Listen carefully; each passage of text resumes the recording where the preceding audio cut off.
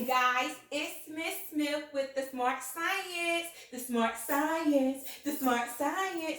Hey guys, it's me. Your classmates asked me to actually teach a lesson. So this is what I'm doing. I'm teaching a lesson and it's one of my favorite lessons because it leads up to the human body.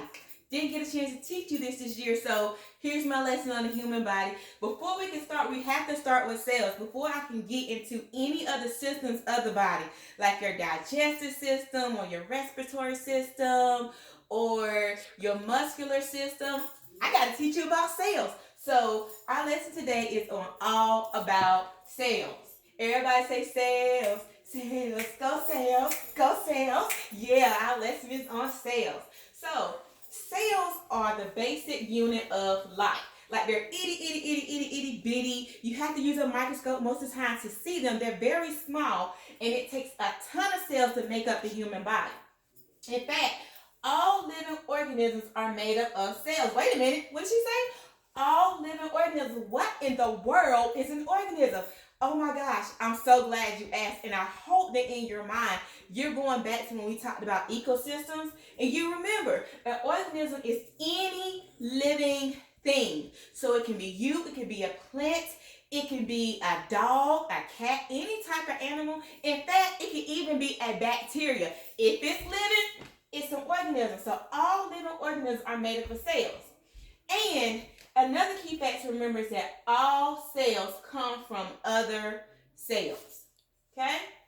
So, in this lesson, you're going to find out there are two types or two categories of cells. And normally, it would probably take me like 2 class periods to go through the breakdown of cells. But I don't want this to be a 90-minute video, so I'm going to keep it short and sweet and basically give you what's the most important for you to have learned this year. 2 types of cells, 2 categories of cells. You got your unicellular and you got your multicellular. So, let's break it down. When you look at a unicellular, it's often called single cell organisms. Look at the word unicellular. What do you see in that word? I hope that you said the prefix uni. Uni. Think of some things that have uni. Unicycle. Unicycle has how many wheels? 1 wheel. So a unicellular organism has how many cells? You said it, 1 cell. Oh my gosh, you guys are so smart. They have 1 cell.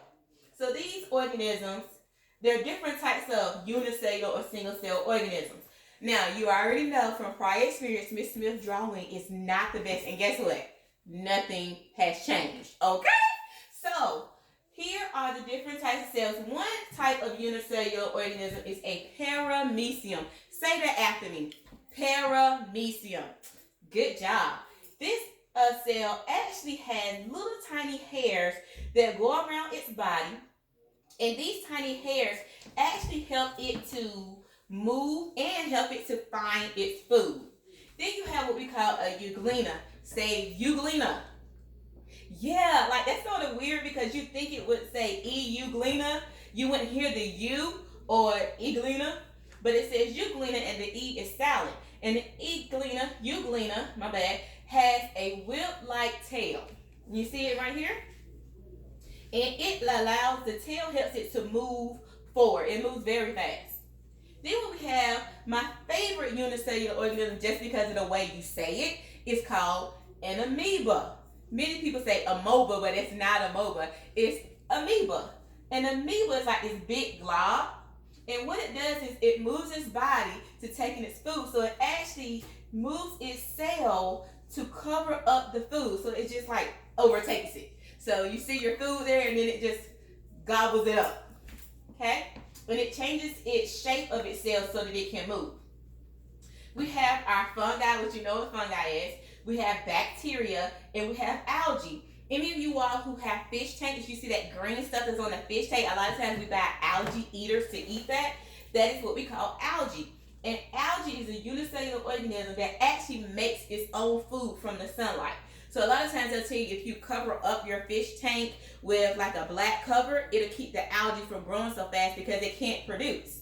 Who remembers what organism is it from ecosystem that produces its own food? If you said producer, you are right.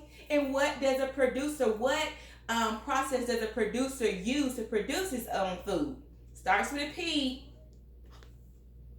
If you said photosynthesis, double thumbs up. You haven't forgotten. So smart right here. So unicellular or single cell organism is simple. Okay? It's just simple. Now, multicellular organisms would be us. That's what we are. We are multicellular organisms. And a multicellular organism could be anything with insects, plants, humans, trees, any type of vegetation, any type of shrub, bushes, grass, anything that grows from the ground. It is a multicellular organism. You have animals and you have dogs, cats, any type of animal that would be in the sea is multicellular. So let's backtrack because I didn't even tell you what multicellular meant. Multicellular has the word multi in it. So if I buy a multi-pack colored pens, then I have different pens. I have a lot. So multi means more than one. In order for us to survive, in order for our systems to work the way they're supposed to, we have to have more than one cell. We can't absolutely survive on one cell. Like, come on, we'd be alive. We got to have a whole lot of cells working together doing their specific job in order for us to live. Now, there are 6. Everybody say 6. Yeah, there are 6 things that we must do, that cells must do in order to survive. The big 6, here they are. They got to find their food. They have got to take in nutrients. Number 2, they got to get rid of waste. So yes, cells technically like poop and pee. They get rid of their waste that they don't use, okay? They have the 3, they have to grow. They have to get bigger. 4, they got to be able to move around. 5, I put move up there 2 times. Anyway, 6 means they have to reproduce. Okay? So find food, get rid of waste. Oh, I know what number 5 should have been. Number 5 should have been they have to get energy. Okay? So with these 6 things, a unicellular organism can do it and a multicellular organism can do it. But the really cool thing about a unicellular organism is that it does all 6 of these in one cell. Like, it doesn't need anybody to help them. A unicellular organism is independent. Does it all by itself. So I guess your unicellular organism would be like Beyonce. All the single ladies, all the single ladies, all the single ladies. So I guess it does it all by itself. You may be asking, how does a single cell organism reproduce? Okay?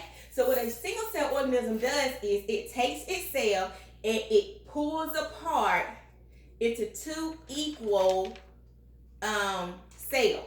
So now they're both unicellular by themselves. Okay, so I'm trying to teach y'all, and my son is holding up a sign for like the last 30 seconds to tell me something. Ricky, come this way and tell us what you have to say. Now he's shy. No, he wants to tell us. Look. What? It's like amoeba. You said like amoeba, it gobbles up its food, right? Yes. So amoeba's kind of like a Gario. Well, a game of Gario. Okay, so I have no idea what he's talking about, but I hope that you heard him. He said an amoeba is like, because an amoeba gobbles up his food, it's like the game of Gario. Yeah. And I assume y'all know what that is. So he just want to throw that in there and help me teach. I have no idea what that is. Yeah. He does. No idea. So going back to this, a single cell reproduces. Like, it has nobody else to help it reproduce. It has nobody else to help it create a cell just like itself. So what it does is it takes its one cell and it splits apart into 2 equal size cells. And then they are individual cells. They no longer join together. They no longer work together. They were independent of themselves.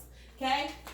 Now, multicellular organisms cannot work independent of themselves.